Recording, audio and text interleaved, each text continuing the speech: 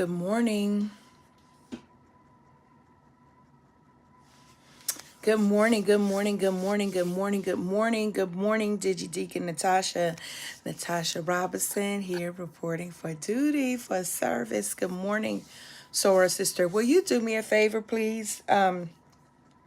If you are in a position to do so, can you go to St. Paul's Community Baptist Church to the site and grab the link for the Ma'afa? Please, please, please. I thought that I had already downloaded it and put it into our system, and I have not. But if you would not mind doing that, I would be so appreciative. Thank you, thank you, thank you. Good morning. Good morning, Rihanna. Good morning to our community on YouTube. Good morning. Good morning. Please know that we stream simultaneously. My glasses are crooked. We stream simultaneously on Facebook and YouTube. So if you are ever in a place in a space where Facebook is not optimal, please know that the Pink Robe Chronicles page is open, is live every Sunday as we are streaming to both places at one time. Also, feel free to hit like and share. And if you're not already following us on YouTube, I think we might have 1.5. Now, don't laugh, y'all, because I had a question. When you see those numbers, because I haven't, and maybe I'm missing it, I haven't like really been able to click on the 1.5. So I don't know if the 1.5 is like, I'm embarrassed to ask what I'm going to ask it. Does that mean 1,500 or does it mean 1,005? I don't know. I'm sorry. I'm asking. So if you know, but I think that's where we are on YouTube. But we'd love to have you follow us. There is where we house all of the chronicles. All of the chronicles over the past 3 years or so are right there on our YouTube page, and you can binge watch or you can be blessed by them and share them with friends and family members. For your own edification, Ashe. So we thank you in advance for doing that if you have not already done it. Also, I want to, I want to copy, that's what I want to do. I want to copy the link, and invite you. It's 1,500. 1.51 is okay. Thank you, Dr. Monica. Oh, wow. So we're at 1,500 on YouTube. That's a big deal. We've been growing. The last time I checked, I remember I feel like we were at 1.2. So, wow, we've been growing. Look at us. I am pasting here on Facebook the link to the clearing. I'm also, thank you, Miranda. It'll be close to 1,500. Okay. Y'all better help me out here. Good morning, Dr. Miranda Furman. Good morning, Reverend Dr. Winter Laws. Good morning. Okay, what I have posted here is the link. There is a link for you to click if you want to become a part of our subscription community called The Clearing. The Clearing augments Pink Robe Chronicles. Pink Robe Chronicles is our gathering, our spiritual gathering. It is our offering that is open to the public. The Clearing is our spiritual community of praxis. It is where we have an opportunity to talk back to the text.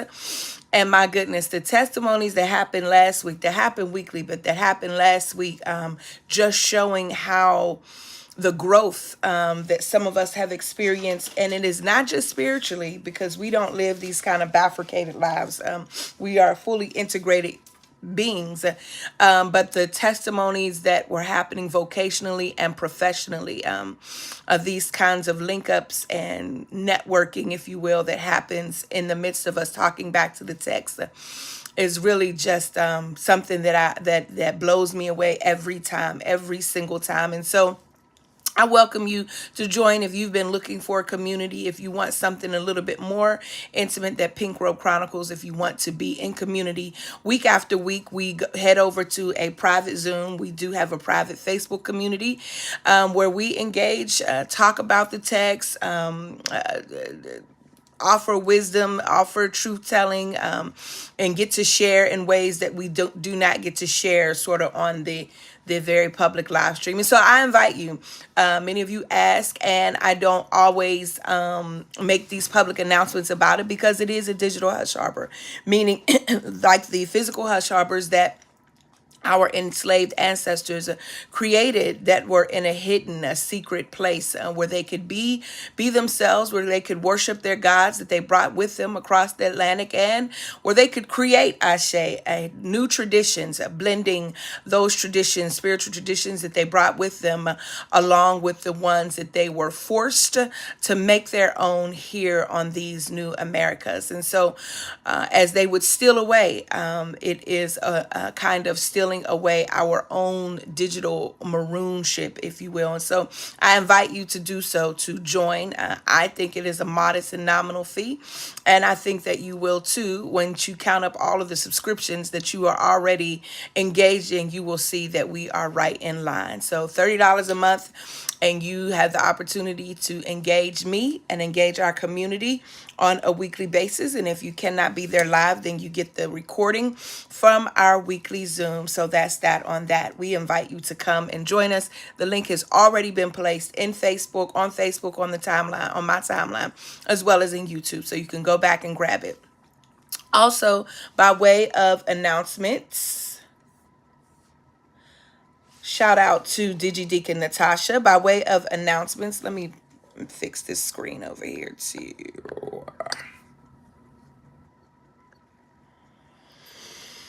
so I can see y'all. Okay, now I can see y'all. I want to invite you to learn more about the Ma'afa.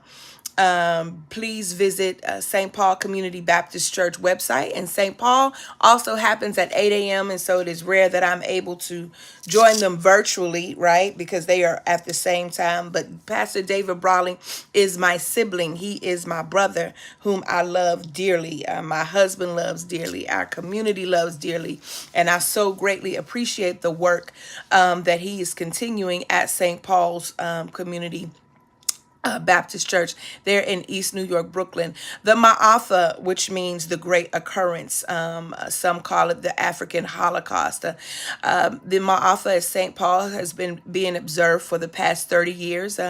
Around, I would say, for 30 years, this faith community has been practicing. There are other faith communities who also observe the Ma'afa, and they observe it in many ways. They either observe it by way of dramatic performance, in some kind of artistic offering, where recounting the transatlantic slave trade and revealing the resilience of African diasporan people who experienced the Great Disturbance. Some observe it by pointing to the future. Some observe it as a Sankofa moment, looking to the past for the future. The beautiful thing of what I'm looking for it, because I had it all synced up, y'all. Here it is. So the beautiful thing, Natasha has placed here the schedule for the Ma'afa this year and in previous years, is that you can come to the Ma'afa. The Ma'afa begins on Sunday, September 15th and concludes on Sunday, September 22nd. Some of you saying there is no way I could be there for the entire week like that. Ashe, some of the services and main events will happen virtually, so go ahead and register. If you are in the city, the Tri-City area, I definitely encourage you to come to see the production. The production, I believe, is being offered on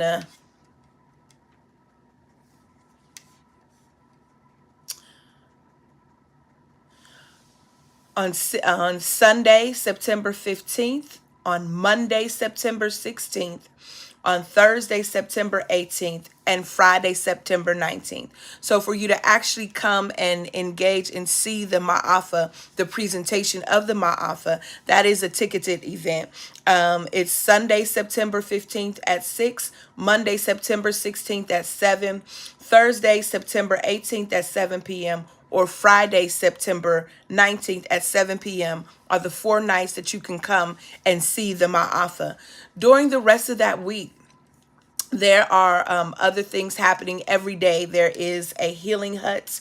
There is in these healing huts each morning of the Ma'afa week, folks will gather in the community to engage in communal healing rituals. Each day there's a focus discerning on life's wrestlings that pertain to both personal and communal healing. The hut provides an opportunity for individuals to engage in safe space, crossroads of life that need mending. This time together affords us to be vulnerable and to recognize that we do have what we need to be whole. This year, the Healing Hut focuses upon life's milestones or crossroads that we all face from time to time. Experiences of trust versus mistrust, or confidence versus inferiority. It is at these times that we mature in our understanding of the character of hope or our own capacity to solve problems.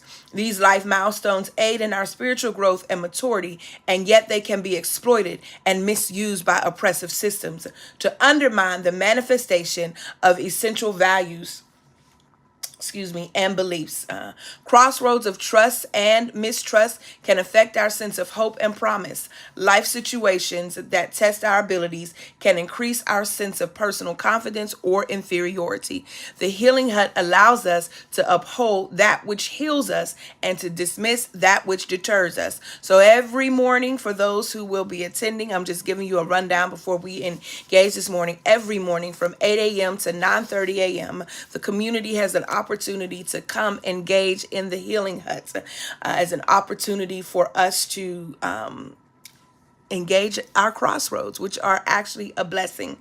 And then there is our opportunity for reclamation, our Mbongi. Mbongi means important offering. It is where we come to engage one another. And during during the Mbongi, which is also could be identified as the plenary, there are various speakers. And so we will be joined by Mama Itihari Toure, Baba Dr. Lawrence Boake. I probably mispronounced your name and I'm so very sorry, but I absolutely know who you are. I am sorry for mispronouncing your name. Names are very important to me, so I apologize, and I look forward to hearing the correct pronunciation so that I can speak on it. Cole Riley, Orland Bishop, and Baba Omatosho, aka Dr. Daniel Black, will be our plenary leaders. Preachers for the week will be the Reverend Dr. Reginald Williams, the Reverend Dr. Earl Fisher, and the Reverend Dr. Irene Lynn Session. Leaders who will be engaged in conversations, more breakout conversations around grief and trauma will be doctors Kevin Washington, Ife Tayo, Olajade, Jamie Eady, and Dr. Willie Godman. Reverend Rhonda Thomas will be engaging around Afrocentric pedagogy along with Dr. Chike Akua.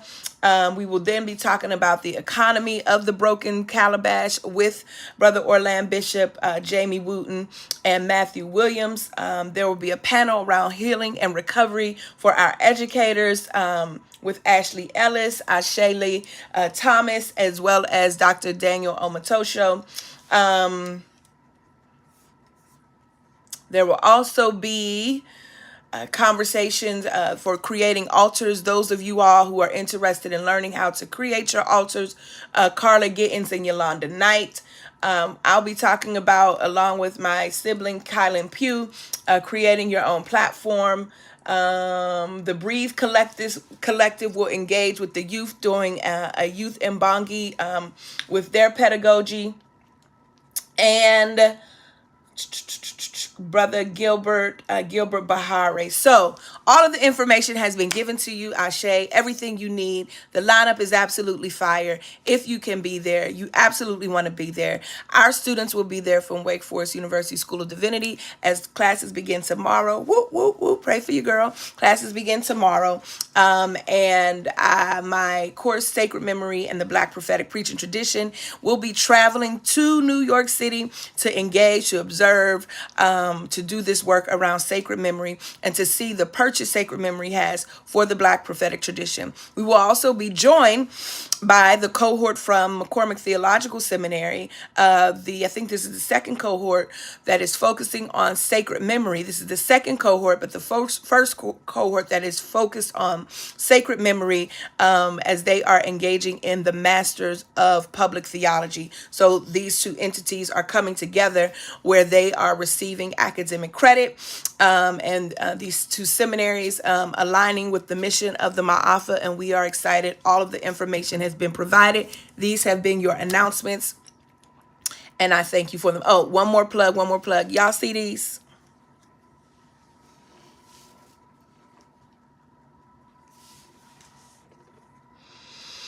I have a full reel that I made. I just haven't posted it yet. But shout out to Sister Quinshana Smith out of Baltimore, Maryland. Her company is called Lobe Dangle, Lobe Dangle, Lobe Dangle. These are leather.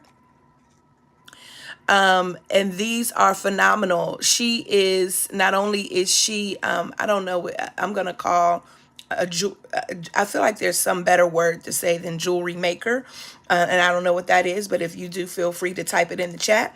But she's an artist. She's a designer, a jewelry designer. These are beautiful. They are lightweight.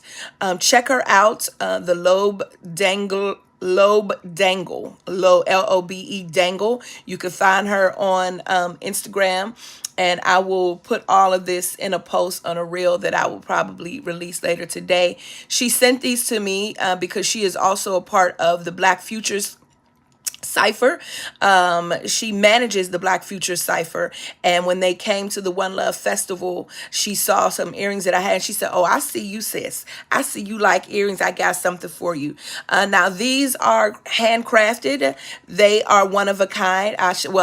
This series, she has more than just this pair, but these are handcrafted, and so they have a handcrafted price tag to them. And listen, we pay certain amounts of money for other things, and I say for a good quality pair, honey, get into it. So shout out to this Black woman owned business. And y'all, if you have things that you want to gift me with, because you want me to share and shout, send them to me. I'll do it. Ashe, let's get into it. Listen, there is a word that I wanted to preach that my heart is not ready to preach. My goodness, today, if I just want to be honest with you, there's a word that I want to preach, that I will preach, that my heart today is not ready to preach. And that kind of discernment is necessary for preachers to know when it's still a little too raw. When it's still a little too raw, and we have to know when it's too raw that we possibly need to back up, and we possibly need some distance, because we are not in a position to preach it without bleeding. It's a word. And so as I was working and as I was getting clear, and all this week and then last night, I just could feel the anger, the rage, the frustration,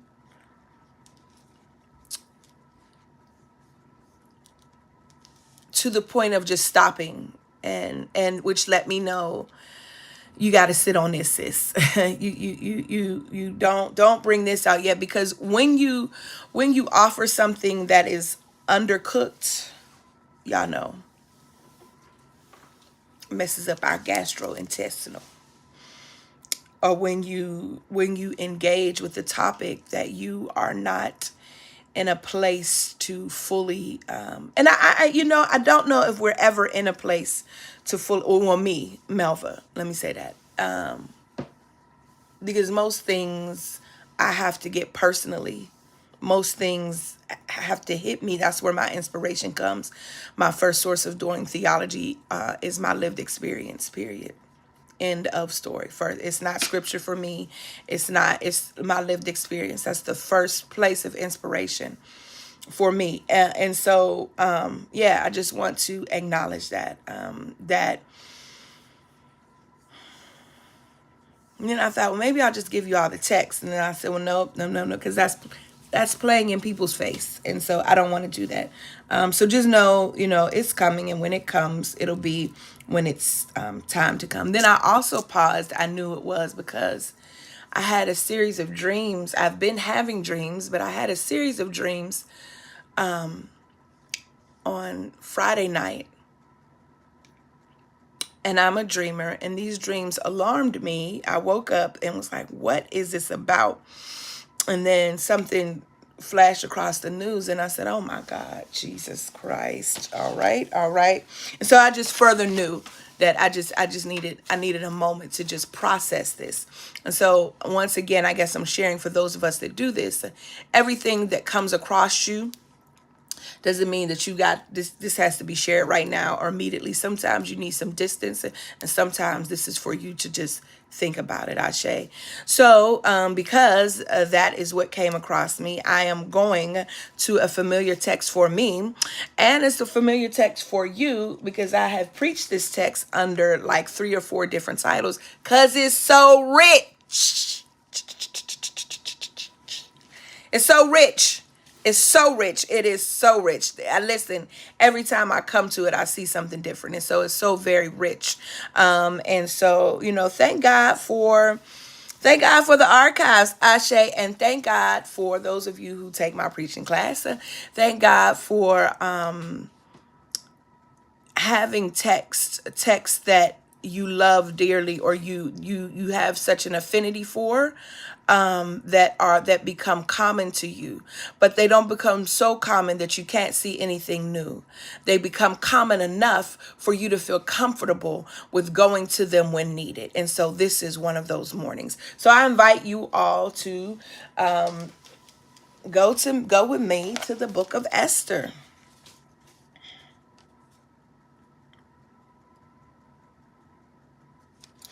I'm going to tell you at your own time to read, because my announcements took a little bit longer because I really wanted to make sure you had information for the Ma'afa. Oh, I also forgot to announce, I'm going to say more in the clearing, but this is the Pink Robe Chronicles anniversary month. August 2016 is when we stepped on the scene. Kaboom, guess who stepped in the room? Yeah, us. Hey, and this is our anniversary month, but August last week, and I failed to mention, is also the 1-year anniversary of the clearing. Woo, woo, woo. So shout out, always, forever, eternally grateful for Reverend Dr. Monica Coleman and Dr. Takia Amen. Listen, if you need just a reboot on your if you have a desire, not even a reboot, if you have a desire to move beyond, if you are a black woman, academic, I want you to engage Doctors Monica Coleman and Takia Amen. Shout out to them for tapping me on my shoulder, whoop whoop, for doing more than a tap, for calling me, for jumping in my inbox, for seeing me. I say for seeing me. It is so important to be seen, and I appreciate you all seeing me and for having everything ready for me and for just pumping it up, and here we are. So we are 1 year in the clearing. Shout out, and it has been such a beautiful time and experience. Happy anniversary to us. So Esther chapter 1, read the whole chapter on your own. I don't have time to read the whole chapter for you. I am just going to read chapter 1 verse 12. But Queen Vashti refused to come at the king's command conveyed by the eunuchs. Period. That's all I'm reading. That's all I'm reading. And I want to talk about reclaiming our time. Reclaiming. Now, you've heard this preach, y'all. I need a new chair also. This chair, I don't know if your chairs have shocks, but this chair keeps going down every time I sit in it, so I need a new one. I say. I've preached this under Just Say No. I've preached this under Exile or Compromise. I've preached this under other titles because it is just so rich, and you all are familiar with it. Ashe, you all are familiar with this text. You are familiar. And so here we go. This reclaiming our time. Ashe, if you're with me, say Ashe. Hey, y'all, I didn't say hey to anybody this morning. Hey to all the people I see. Reverend Danielle, Reverend Francis, Anaisha, who else? Chelsea, Dr. Tamil, Tanya, Glency, Sabrina, Kim, Al, Marilyn, Sonia, Carlene, Barbara, Jamie, Leonard, Liz, Reggie, greet Liz, Leah. Good morning, good morning, good morning, everybody. Good morning to the whole family. Good morning, Verzola. Good morning, good morning. Let's get into it. In late summer 2017, Representative Maxine Waters became what columnist Christine Emba said was the reigning meme queen of the Trump administration.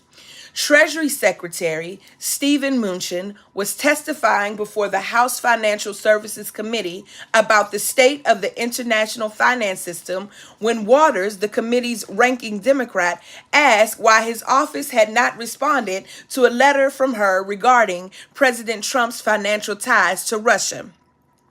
Mnuchin tried to sidestep the question with platitudes and compliments, apparently attempting to run out the clock on her questioning. It didn't work. Waters shut down his rambling and redirected him to her question again and again with the phrase, reclaiming my time, a stone-faced invocation of House procedural rules. And yes, Black women and Black folk the world over rejoiced. We rejoiced because in the face of a problematic system, here was yet a Black woman reclaiming the important commodity of her time. We rejoiced because in a system wrought with white supremacy, there was a black woman, a ranking member who was reclaiming her time, not just from the man who was testifying and playing in her face, but from a system, if you will, that was playing in her face. For a system that was calling her to show up in a particular way that may have been silent and or docile every time this white man attempted to speak, every time he attempted to make an excuse for his superior mediocrity, Congresswoman Maxine Waters would interrupt him and say, reclaiming my time. And we lived. Oh, friends, we lived. She was displaying what Alice Walker, the term she gives to us as womanish. It was a womanish remark. Let me read for you a few words from Dr. Emily Towns' text in A Blaze of Glory, Womanish Spirituality as Social Witness.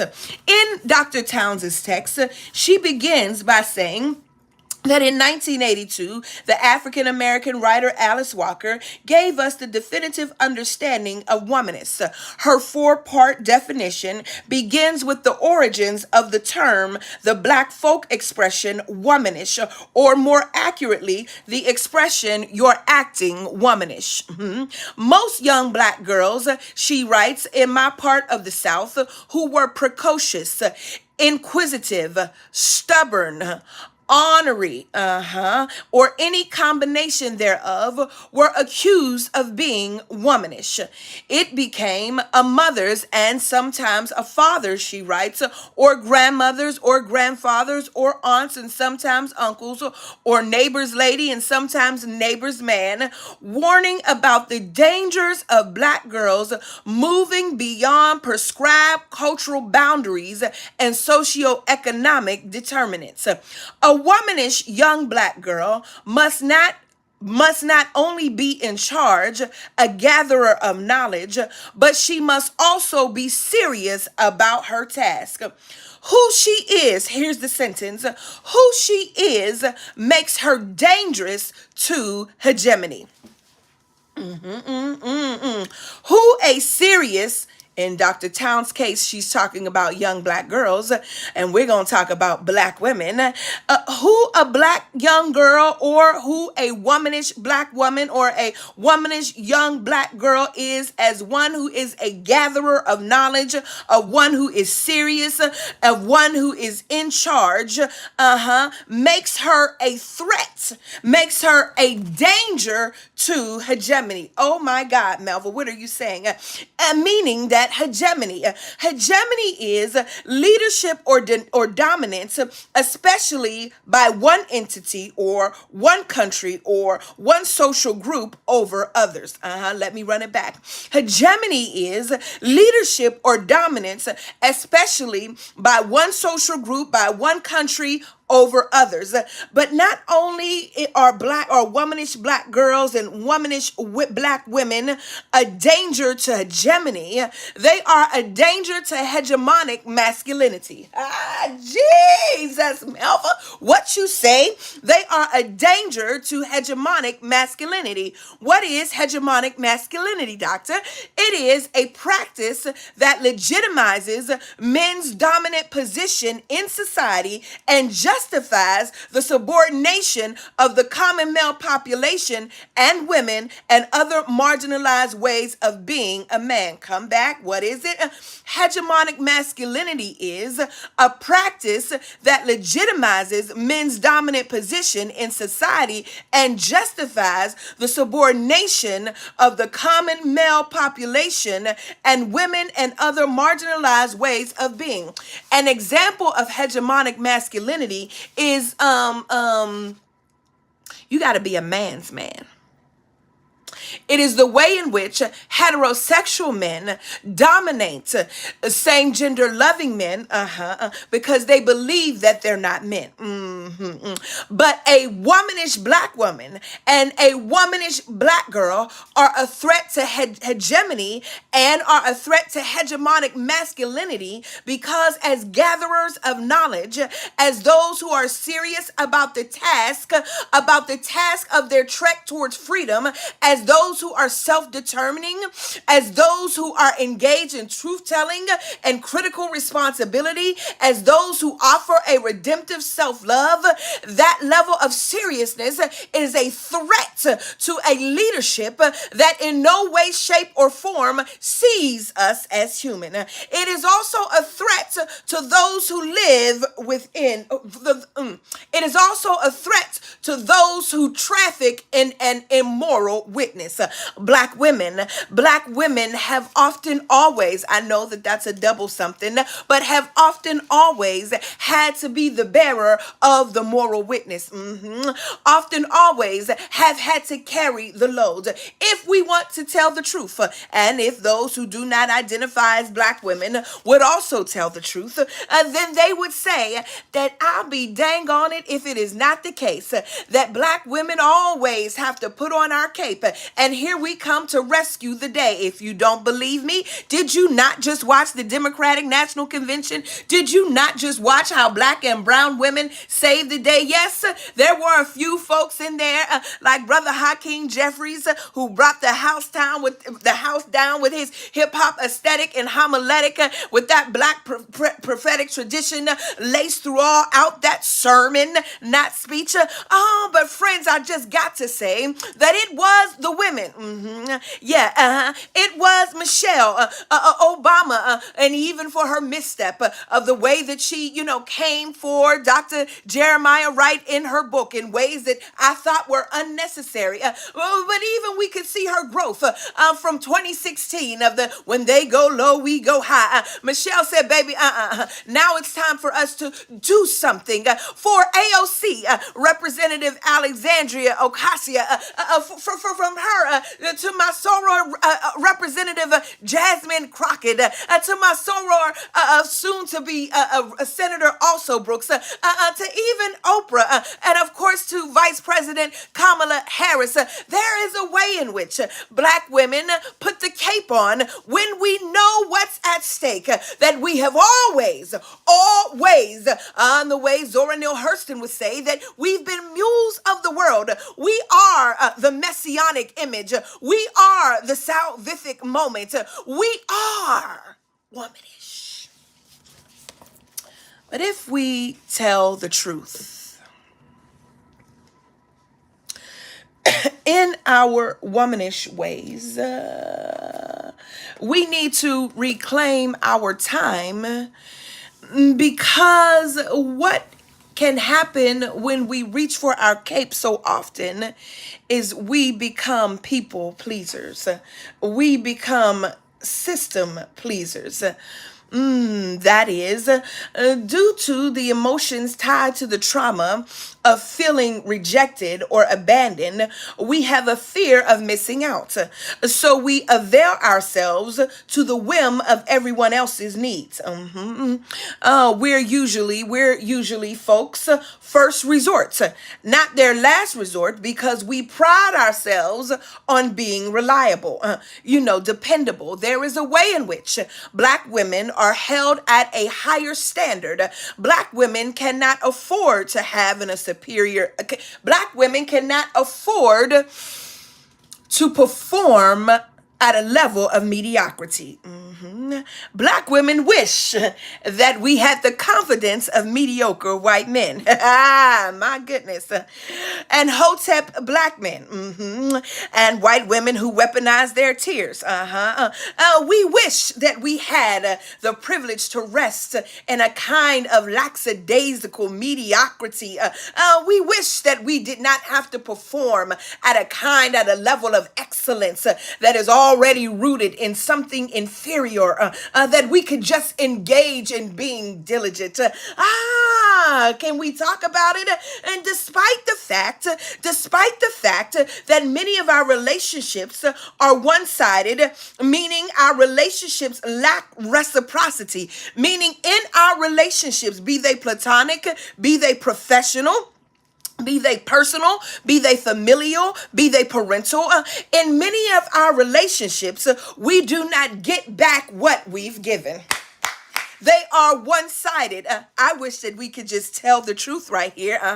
In many of our relationships, we've been left wanting. Listen, I wish we were in person, because I got a grown person example that I want to give to us today. My God, reciprocity. In the situation, and we adults on here, in situations, in your intimate activities, when oftentimes you might be the one left awake, while others have been satisfied, and are sleeping to the hills. Come on, somebody. That relationship, if it happens too many times, lacks reciprocity. You are not receiving, somebody, what you've given. Amen, somebody. I say, somebody. Our relationships are lopsided because we put on our capes, because it rests with us, because we are at the bottom of the rung, because we do not have the vantage point and or the opportunity, because it is so lopsided, friends, we groove into this pattern wherein we don't receive back what we've given out. We remain ready to avail ourselves to go above and beyond. We've been socialized by the church and the society, to believe that we're not good friends, to believe that we're not good partners, to believe that we're not good lovers, to believe that we're not good mothers, Francis, to believe that we're not good employees, to believe that we're not good aunts, to believe that we're not good supervisors, to believe that we're not good public servants, to believe that we're not good politicians, to believe that we're not good preachers, to believe that we're not good missionaries, to believe that we're not good choir members, etc., unless we are giving ourselves away. I give myself away so you can use me. I give myself away. We celebrate those songs, oldies but goodies, songs by Milton Brunson, like, my storage is empty and I am available to you. Honey, listen, we don't feel whole unless we're empty. Help me, somebody. We don't feel whole unless we're empty.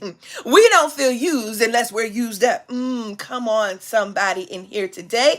It is as if the constant and continual emptying of ourselves, the fervent depletion of ourselves, our relegation to the margins for the sake of the kingdom is not only the prerequisite, but the requisite for being a worthy Black woman, a worthy person. Others of us give ourselves away because we don't feel worthy.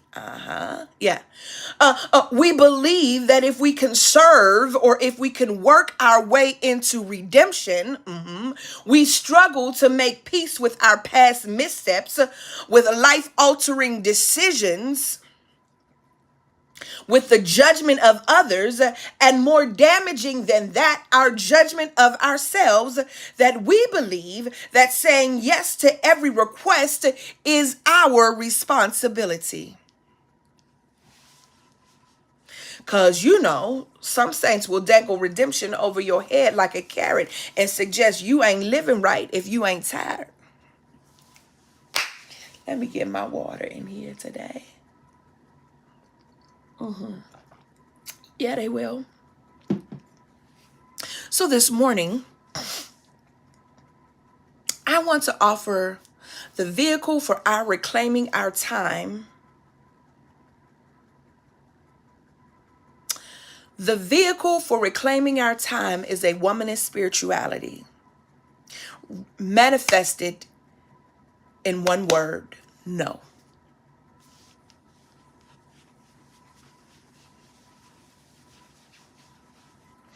No, then, this morning is being offered as a divine imperative. It is the vehicle for reclaiming our time, for our collective and our individual well-being. I propose that reclaiming our time places us in exile. Hey, jazz hands, love you, sis. Places us in exile. But we should not be swayed, because exile is not only a physical position, but a necessary and sacred act wherein we reject compromising our full selves at the command of a corrupt power.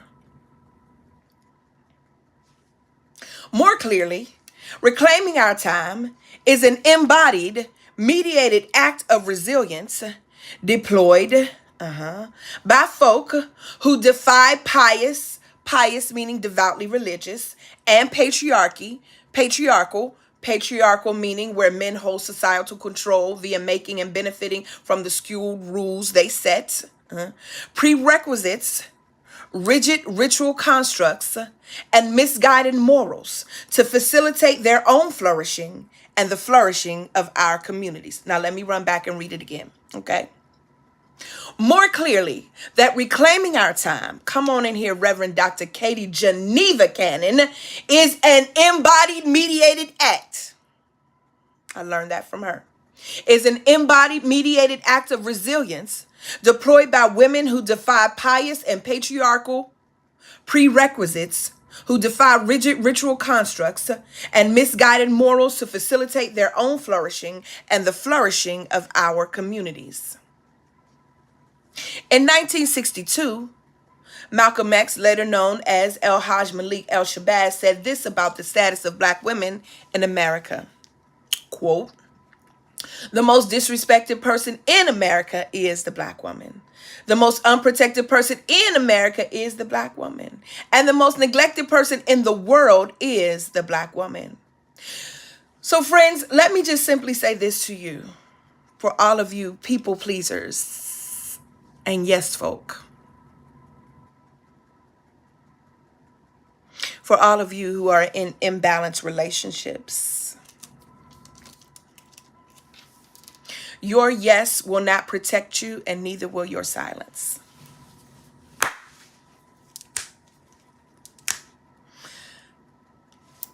Huh, Melva? So what are you saying? Many of us give the response of yes because we want to be viewed as respectable. Ideology developed during the early 19th century tied a woman's virtue to piety, purity, submissiveness, and domesticity. This belief system known as, quote, we talked about this last week, and this is actually what I was looking for. This belief system known as the cult of true womanhood was part of the separate spheres philosophy. This Victorian era philosophy divided the world into two different spheres of influence for men and for women, public and private. Women held dominion over the home and children, or private sphere. Men, on the other hand, handled the world of politics, commerce, and law in the public sphere. To be a woman with standards and values was to be viewed as pleasing to God. Women who followed this model of existence were trained to adhere to the graces of social etiquette. However, this raised position in life was then and is only offered now to those whom society deems a woman.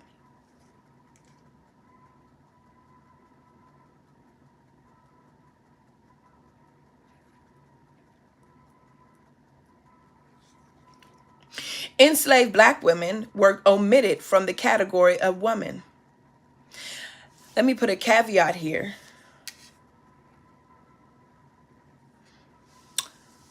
Not only enslaved black women then, enslaved black women today, and trans women.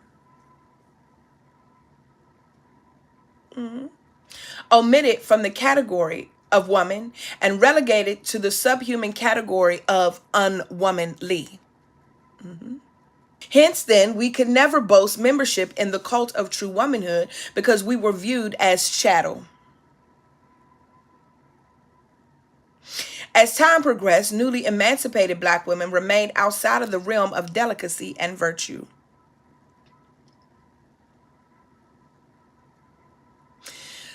And so, just for a minute, this is when you hear folks talking about, so especially black women who are talking about a soft life. I don't know if they know or if they have the language, but this is what it's really in response to, wanting to be able to have, wanting to be able to identify and not be outside of the realm of delicacy and virtue because it was not afforded for black women. As a result, many black women looking to integrate into their free lives post-emancipation commence practicing respectability politics, a term coined by Dr. Evelyn Brooks Higginbotham as a way of attempting to consciously set aside and undermine cultural and moral practices thought to be disrespected by wider society, especially in the family of good manners. Good manners equal adhering to hegemonic standards. Hegemonic means that one group dominates another group. Good manners equals submitting to male authority even when it is shady and unreasonable.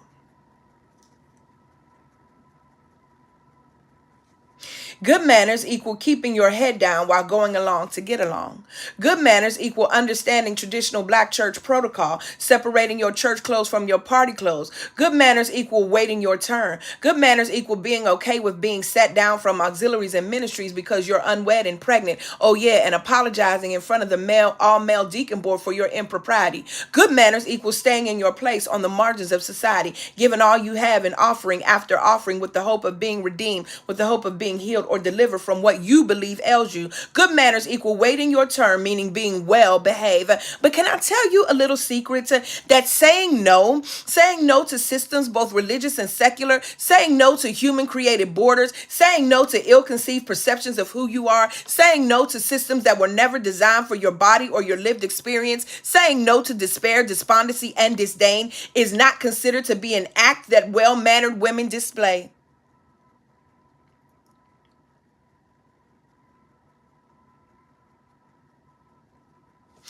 In her book Sister Outsider: Essays and Speeches, elder mother, sister, and one of Caribbean descent, Audre Lorde reminds readers that our silence will not protect us from the interlocking systems of oppression. I am positing silence as a tool of oppression.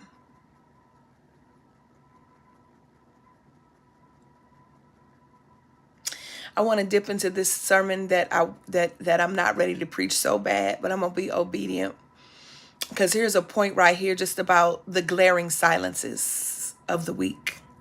But I'm gonna stand. I'm gonna stay right here.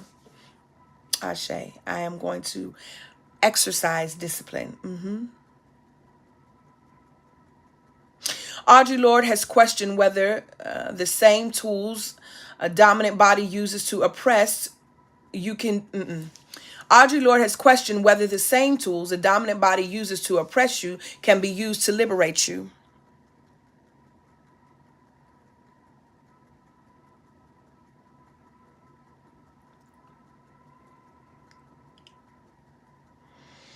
Whew. Here, Lorde is questioning whether or not a tool like respectability, good manners, being submissive to a system that disregards your humanity, your position, your intellect, your gift, your skills, whether giving yourself away, self-sacrificing in the name of the Lord, whether attempting to make yourself appear less aggressive in the workplace so as not to be categorized as a stereotypical angry black person or black women, can be disciplined to suit revolutionary or subversive purposes. Not convinced, she writes, quote, the master's tools will never dismantle the master's house, end quote. They will allow us temporarily to beat him, she writes, at his own game, but they will never enable us to bring about genuine change, she concludes. Lord Audrey, sister outsider. Yeah, in that very moment, Vashti's silence when the king commands for her to come. In that moment, her silence no longer served her future. We're not told that Vashti articulated her refusal verbally. She simply could have embodied a gesture, a stance, a posture of refusal. At any rate, her refusal ushered in collective transformation. Can you imagine? Can you imagine what it would look like if we all reclaimed our time? If black folk, if black women band together and demanded equitable pay, a living wage? If we didn't fall victim to petty antics that reveal what Dr. Joy DeGruy identifies as our post-traumatic slave syndrome? Can you imagine if we all did what Mother Mamie Till did when she said, leave the casket open and let the world see what they've done to my baby? Can you imagine what would happen if we stopped protecting folk? Can you imagine even when the folk are other black women? Can you imagine what would happen if we opened up the casket on the petty antics? Can you imagine if we expose the woundedness of those who are in positions to be elders? Can you imagine what would happen?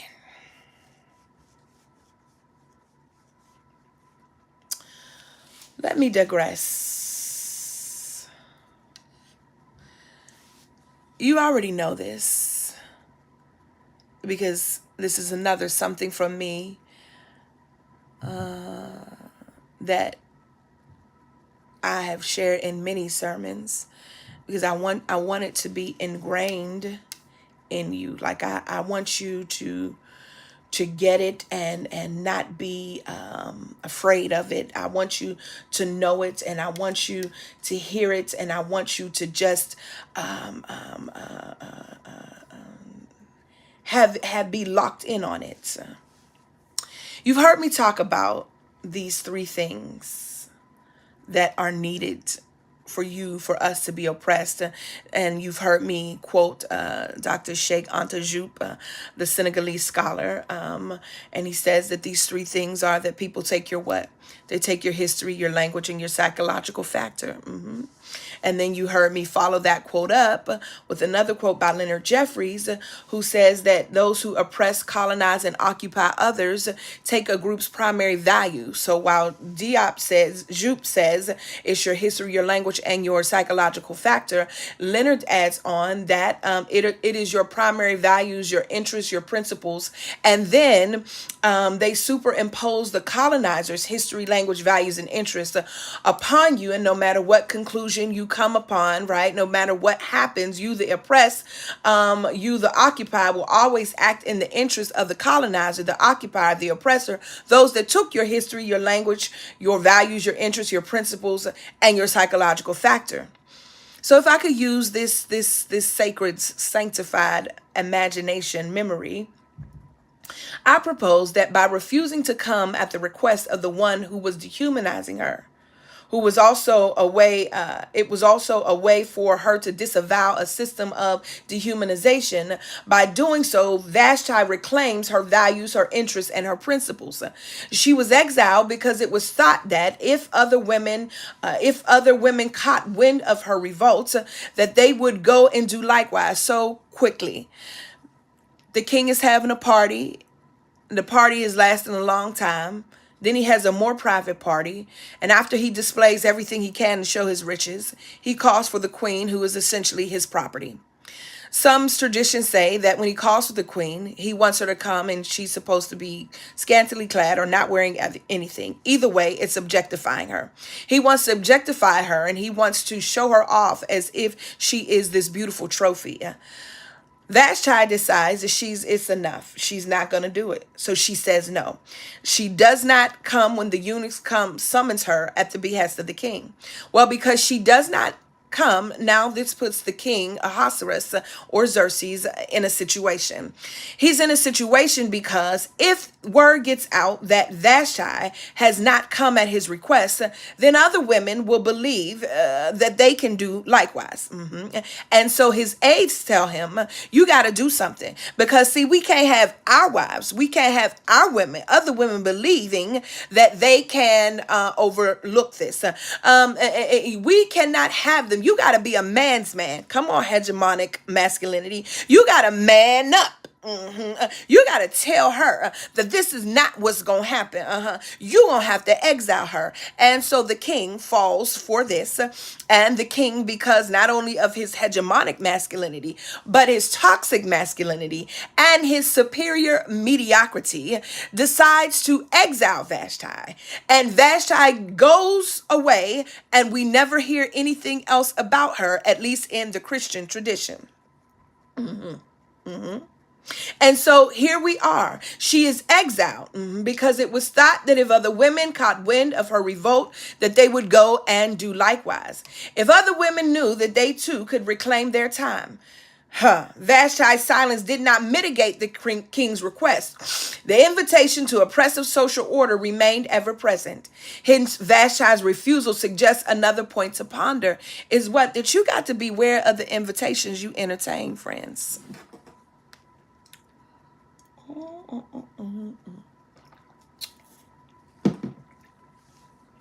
These invitations be costly.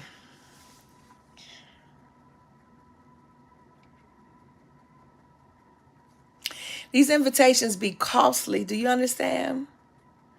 I know you're waiting your turn, child. I know. You look and you say, man, when they gonna call my name? I know you be like, dang, the same people be on the same conference platform all the time. There are some other voices, friends. We are here. We are waiting. I know. Listen, nobody has this position right here. Listen, I will be the first. If I get this position, I'm going to be the first, baby. Come on and celebrate with me that every day something has tried to kill me and fail. I am the first.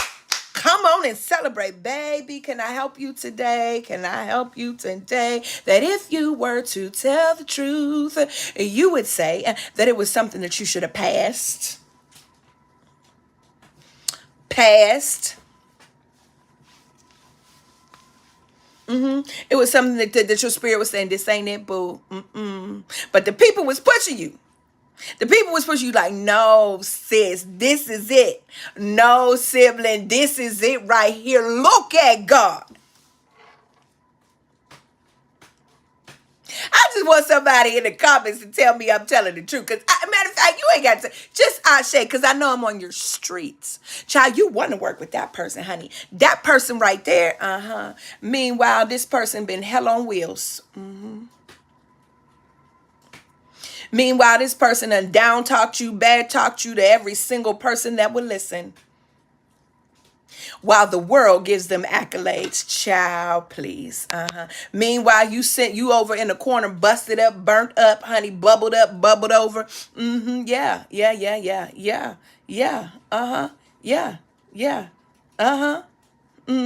Pass. Stop being so damn thirsty. Stop it.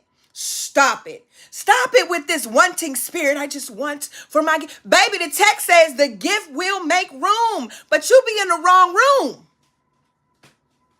You be in the wrong goddamn room. You be in the wrong room. And you be steady trying to get in the wrong room. You know why you in the wrong room? Because the room you in has to be built by whom? You. But you steady trying to get in the rooms that other people built that wasn't even built for you. You know the level of discipline that it requires for you to build your own room? Jesus. And when you build your room, you will build attachments in addition to your rooms because you know that a one room in one house is a lonely existence. Come on, somebody.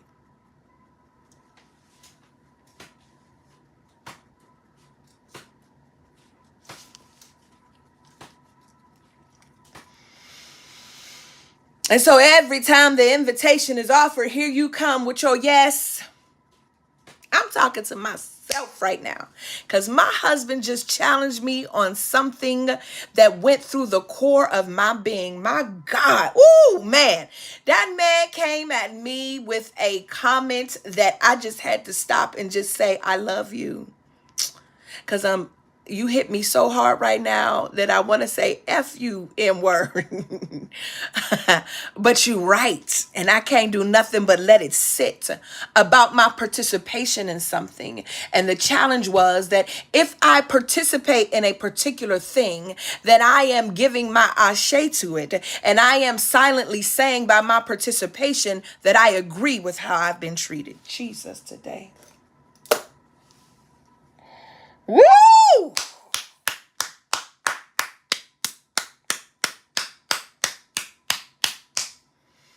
But I mean, what the people gonna say? I got to because I'm gonna already say. And he said,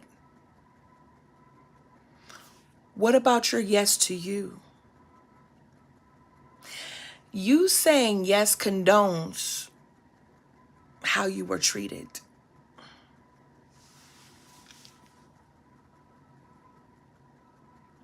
You saying yes gives tacit approval. And it doesn't hold the entity, the system, the person, the beings accountable. If they believe that they can always count on you to show up because they believe that you won't open the casket. They count on that. They count on your loyalty. They count on the disciplined loyalty that you practice. But you practice that loyalty at a disservice to yourself. My God, Jesus. Y'all, I'm going to take my time, okay?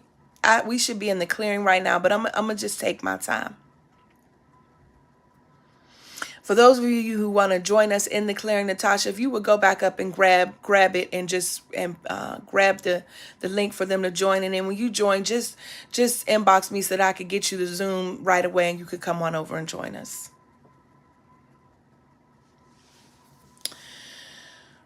But I ain't going to rush this word. So we'll be going over to the clearing a little later, but I'm not going to rush this word. Because somebody's life depends on this right now. Somebody needs to reclaim their time right now. The process of becoming queen and further being on call for public display was an attempt to obliterate or render indecipherable any traces of the other.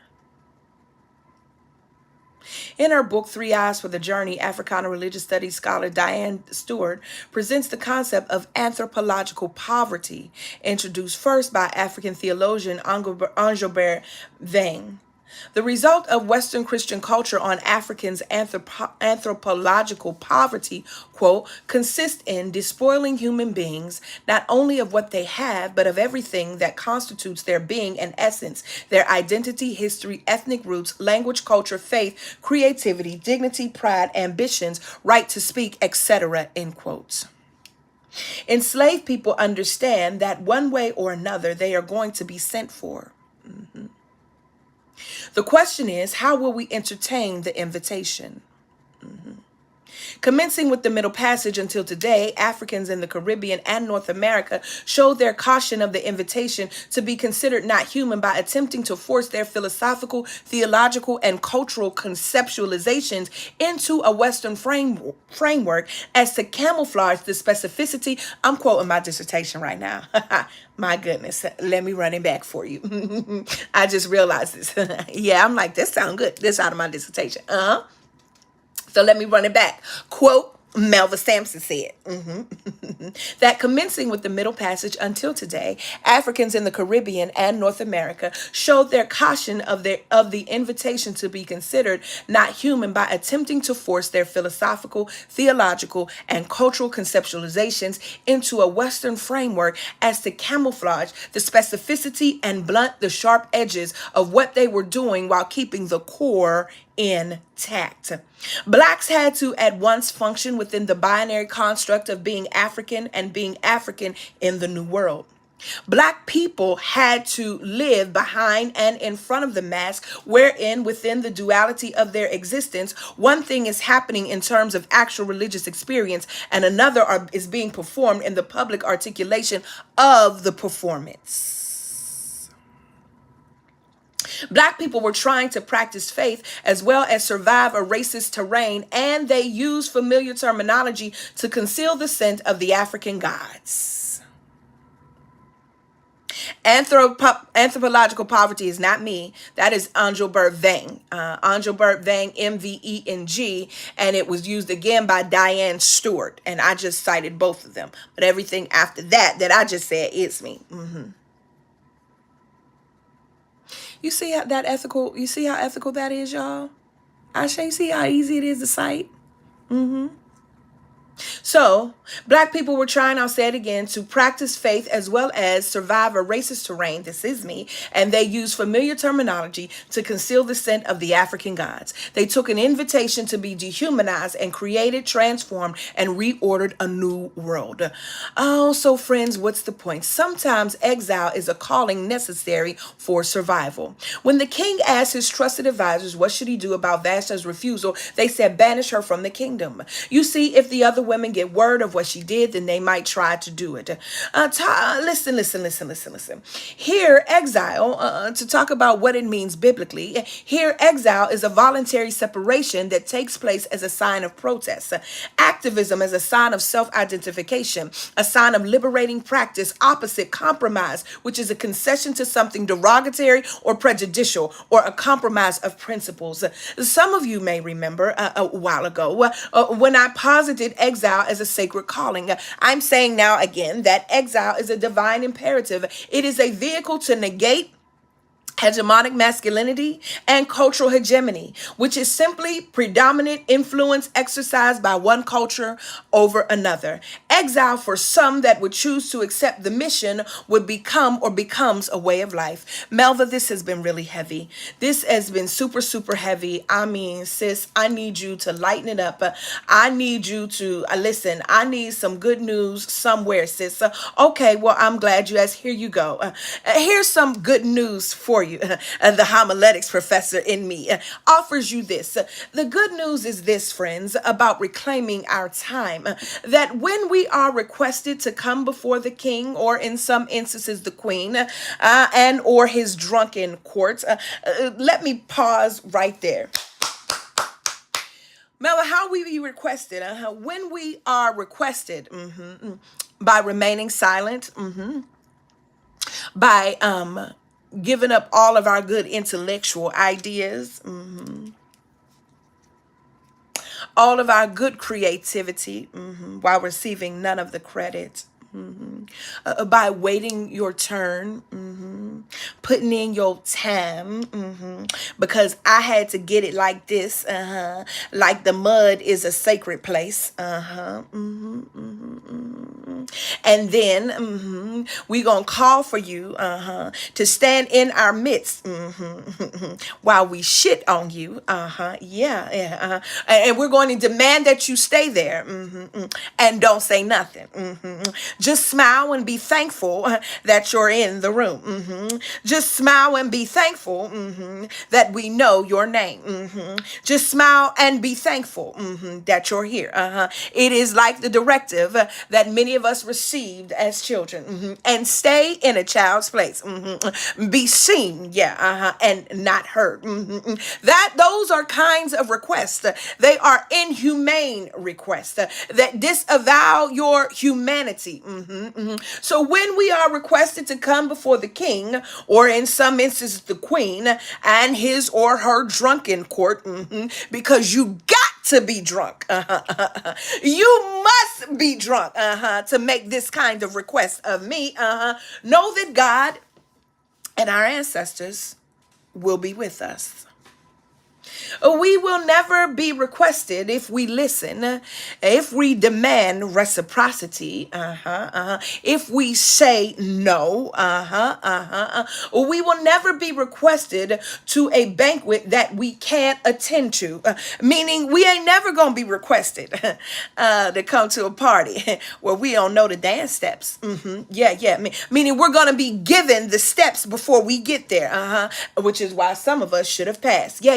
While God is never mentioned in the book of Esther, who but God could place a holy unction with Vashti to gamble with her life by refusing the king's request? If indeed you choose Vashti's example not to compromise your worth, your dignity, your agency, and gems, then know that there will be times when you will want to revert back to shucking and jiving. You'll want to revert back to cooning and clowning. You'll want to revert back to cooning and clowning and buck dancing for the empire. But know, friends, that you come from a long line of people who survived and are surviving. Do we really, Dr. Malva? Tell us about them. I sure will. Many of our African ancestors, those that Western imperialist practices of Christianity, like the Tea Party, the right wings, and others try to make us forget, ancestors of the Bambara and the Mende and the Ewe and the Akan, the Kumbundu and the Zulu, the Hausa and the Teso tribes, survived being exiled to the turbulent seas and rancid conditions during the Middle Passage, also known as the Ma'afa. The same women and the same men survived the brutal exile of chattel slavery, some revolting, refusing to accept permanent captivity. Our foremothers survived the exile of charging those who violated them sexually, and our forefathers survived the exile that accompanied revolt against mental, spiritual, and sometimes physical emasculation. Our papas and big mamas, aunties, and uncles survived exile imposed by the pride of the powerful during Jim and Jane Crow, refusing to accept separate but equal, or being relegated to the back of the bus when sent for by the king. They opted against it and walked for 380 something odd days in Montgomery, Alabama. So be encouraged to know that someone, friends, chose exile over compromise for you. As Esther's triumph is indebted to her forerunner, so have others gained from the likes of Vashti. Baby, let me just let you know. That VP Kamala Harris triumphs because why? Shirley Chisholm triumphed. And Shirley Chisholm triumphed. Why? Because when Fannie Lou couldn't be seated at the Democratic National Convention in 1964. Friends, let me tell you, someone has gone before us. Someone has already marked the path. Someone has already cleared the way. So Vashti not only stands with those who are condemned for their costly steps, but she also walks before those who succeeded in making positive strides. She and those like her are pioneers, and we do well to uncover the traces of their trail. Vashti broke out of her expected role and paid a great cost for doing it. There will be a cost, but I want to challenge you to not see the cost as bad news. I want to challenge you to see the cost as good news, because if you acknowledge that the cost is good news, it means, friends, that you have been saved. while this is an Old Testament text, while this text does not mention Jesus and or God, let me help you. Salvation, y'all know what I mean. That if you understand the cost and if you can see the cost as good news, this would be the foolishness and the liberation of the fear from death, friend. Vashti says, listen, I ain't scared of you. Come on, Bernie Mac. Vashti says, it's enough. It's done. It's over. Get somebody else to do it. Vashti says, listen, you see how I just walked away? Very mindful, very demure. Vashti said, it's a no for me. Vashti's cause, though, listen, she broke out of her expected role and paid a great cost for doing it. So the storyline in Esther develops so that Vashti sows and Esther reaps. Vashti's cause does not die with her in exile. It merely goes covert. Though she could not fully blaze the trail, she enabled her successor.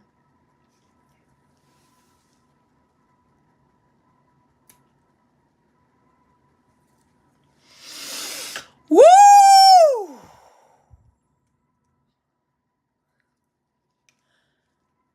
Though she could not fully blaze the trail, she enables her successor, Esther, to have a foothold.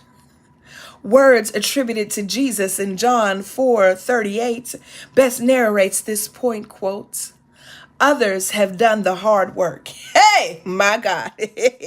And you reap the benefits of their labor, end quote.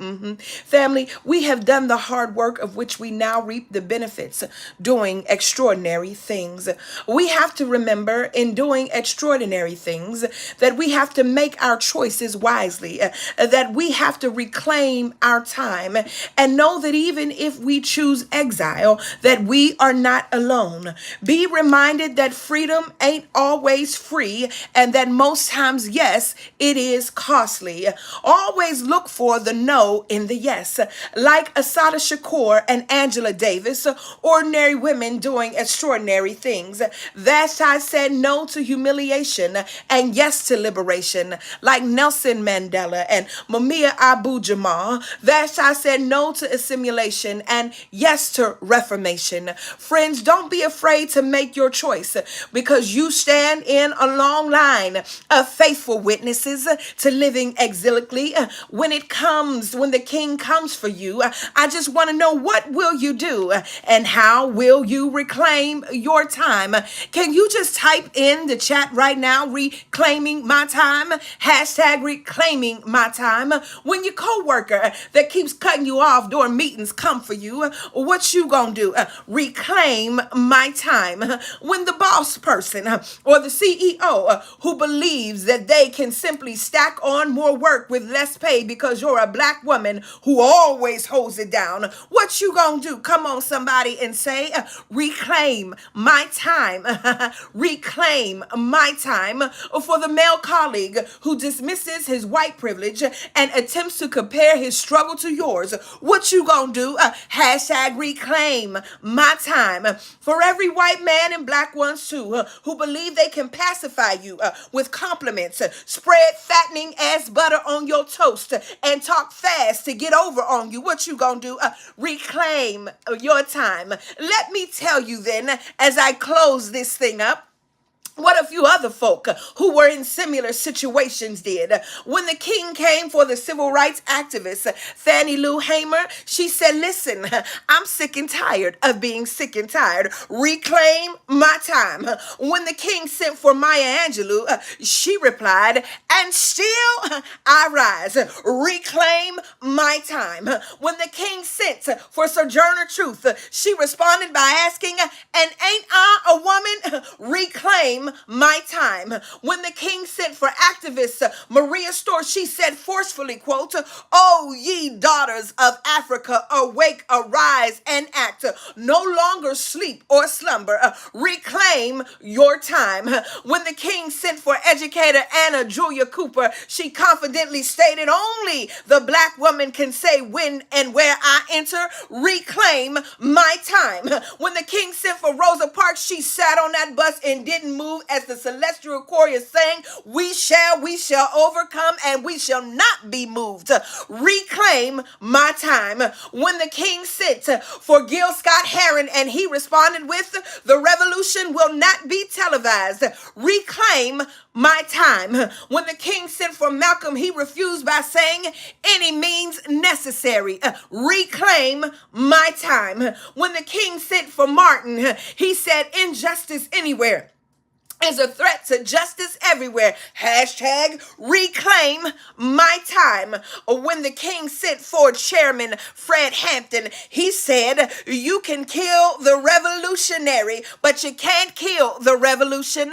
You can kill the liberator, but you can't kill the liberation. Reclaim my time. When the king came for Ntozake Shange, she wrote, I found God in myself, and I loved her. I loved her fiercely. Reclaim my time. Yeah. When the king came, Jill Scott sang, hate on me, haters. Reclaim my time. Back in '08, Obama chanted, yes, we can reclaim our time. And Michelle in 2024 said, do something. Reclaim our time. When wrongly accused former Department of Ag official Shirley Sherrod said, quote, let the work that I've done speak for me. Reclaim my time. When Mary, the mother of Jesus, was exiled from the community because of what was considered an outlandish claim of being impregnated by God, and she responded, with God, nothing is impossible. Reclaim my time. When Jesus, the lily of the valley and the bright morning star, Jesus, the Lamb of God, Jesus, the Lion of the tribe of Judah, Jesus, the root of David, Jesus, the way, the truth, and the life. When Jesus, our African Messiah, who knew what it meant to live a life of exile, Jesus, who loved his enemies and blessed those who persecuted him and loved them that cursed him. When Jesus turned over the money tables in the temple, when he denounced the Pharisees, the lawyers, and the scribes, when he warned against hypocrisy, when Jesus was exiled to the cross, he said, Father, forgive them, for they know not what they do. What you gonna do, friends, when they come for you? Kamala said that when we fight, we win. Reclaim your time. What you gonna do? Are you gonna choose exile? Or are you gonna choose compromise? Friends, I want to tell you that your silence cannot protect you. Your silence only protects them. Your silence keeps you in a position of being the victim. Now, strategy is everything. Strategy is a must. But the longer you remain silent, the longer you keep saying yes by being silent, the more power, the more authority, the more agency you give the system that keeps systeming. When you choose to be quiet, when you choose to silence and not operate in moral authority, when you choose to continue to big up and to support systems that continue to threaten and overpower and obliterate entities that are lesser than they, you give tacit approval. You make your yes a yay for something that is not good. I want to tell you on this morning that you got to choose exile, friends. In the month of Black August, it is imperative for us to engage in relationships and partnerships that are reciprocal, where we receive what we've been given. This is the mandate, friends, and this is the good news, that we accept the cost, that we don't have any kind of fear of dying, because we know what it means to live without value and worth. And on yesterday, I had an opportunity to go and see Mother Hazel Mack. Just in case you don't know who Mother Hazel Mack is, let me help you. Her and Brother Larry Little were the founders of the Black Panther Party here in Winston-Salem, North Carolina, and the chapter here in Winston-Salem, North Carolina, was the first Black Panther Party in the South.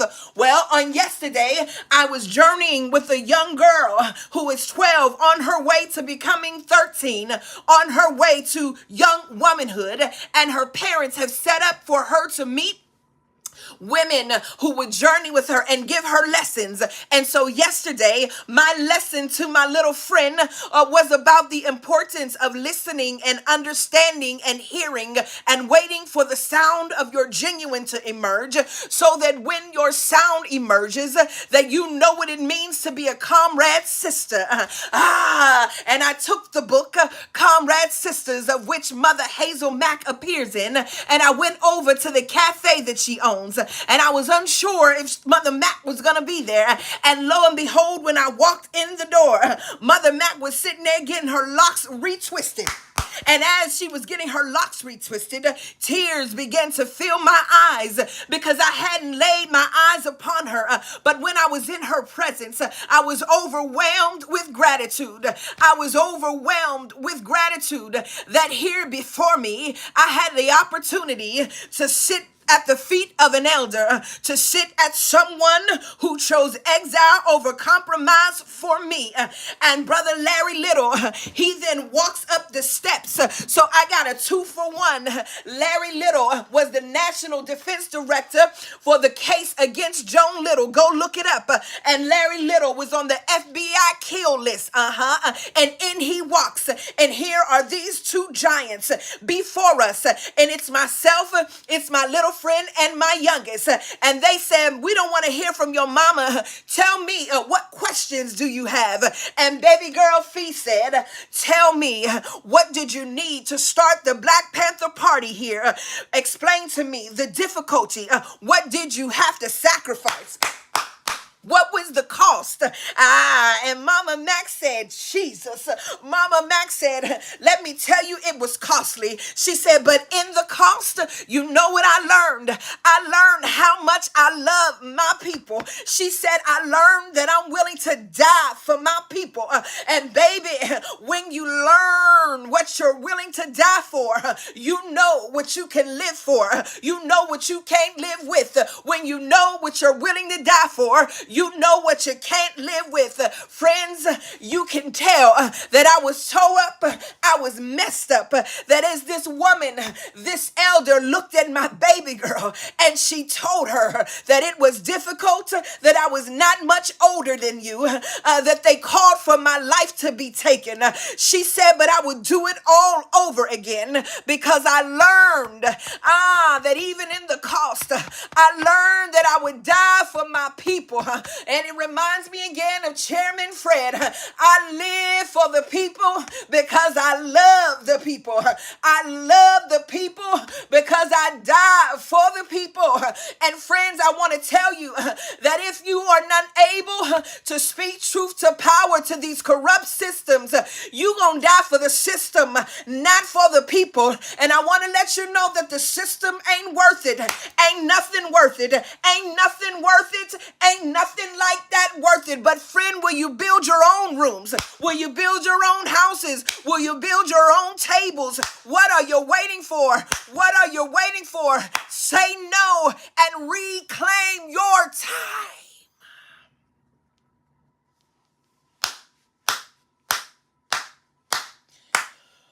Woo! Hallelujah! Reclaiming my time.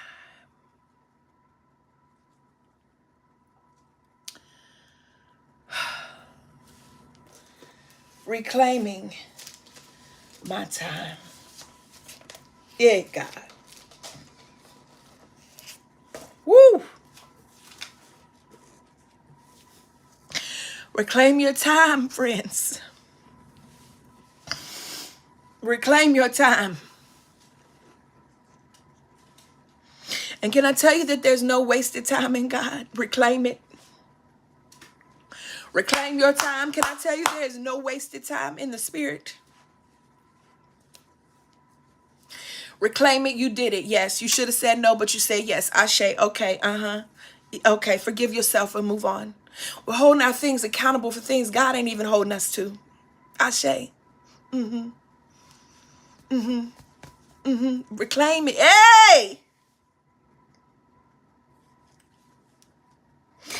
Ooh, I take it back. I reclaim my time. I reclaim it. I reclaim it. I reclaim it. It is not yours. It is mine. I reclaim it. Woo! See, Congresswoman was able to reclaim the time because it was procedural. It was written that she had the right to reclaim. Jesus, I can't. I got to go. We got to go. We got to go to the clearing. Jesus. Woo, my God, today.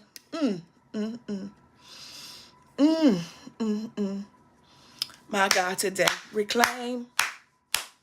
Reclaim. Everything. Yes, Joe, everything. Everything. Everything. Hear me, I'm not talking about material stuff before I go. I'm not talking about your car got repossessed, so, reclaim my car. I'm talking about reclaim your dignity that was lost when your car got repossessed. I'm not even talking about reclaim your marriage, but I'm talking about reclaim your voice that was lost when you lost your marriage. Yeah, yeah, yeah, yeah, yeah, yeah, yeah. Jesus. My God. Y'all, if you are in the clearing, go ahead over to our Facebook page to grab the Zoom, or go to your email to grab the Zoom. If you want to join us, click the link. I just put it in, and then send me an email at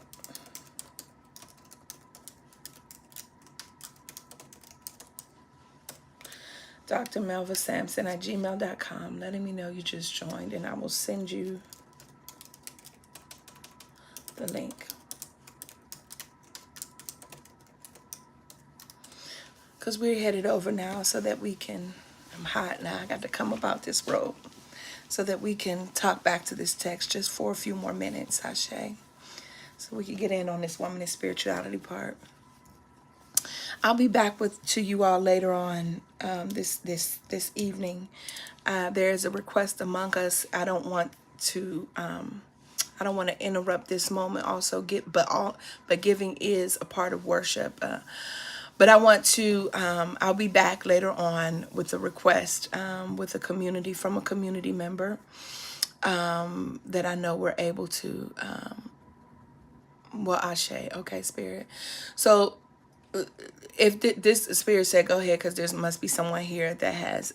If there are those amongst you, there's a request, a need for a community member who is in the need of 500. And so if that's you and you have it, or you have something on it, let me see. You can. I typically don't use Cash App. I do have one now, but I'm going to give it here because that just seems like the easiest way. It's not my preferred,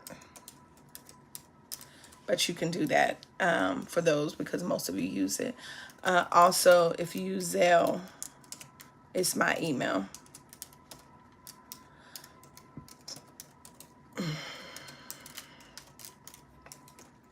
And I will get it to the person. Okay. Ashe, I'm headed over. Oh, let me. Oh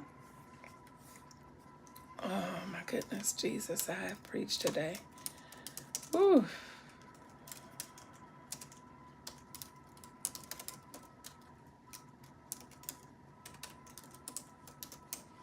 See y'all next week.